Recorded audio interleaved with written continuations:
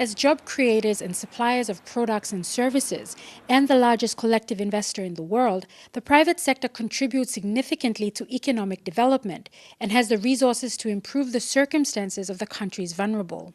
With this in mind, the United Nations in PNG is determined to form a business coalition involving businesses from the country's different sectors, working together to achieve the nation's development goals. This morning, the UN in PNG's resident coordinator, Roy Trivedy, met with heads of the country's extractive industry to discuss this vital issue. So this mining conference is taking place at a really important time. We are less than 7 months away from our elections in the country, as we know.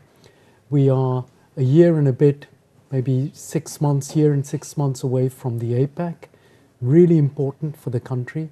And actually, we're also a year into the Sustainable Development Goals. So what I'm trying to do is to talk to the chief executives and their companies about how do these things come together?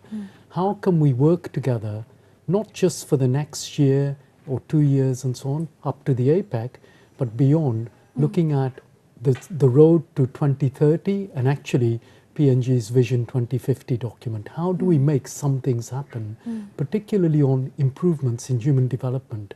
Mr. Trivedy worries that while areas around the mine sites are receiving its share of development in infrastructure and human development, other areas around the country, unfortunate enough to not have oil, gas, or precious mines in their grounds, are missing out on vital development. This may lead to an unequal equilibrium and unrest.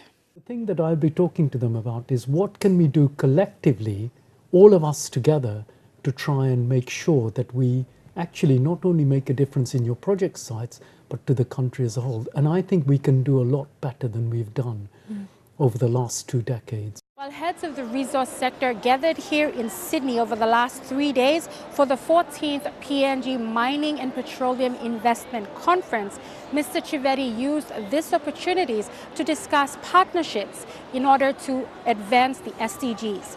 Leanne Jarari, National EMTV News.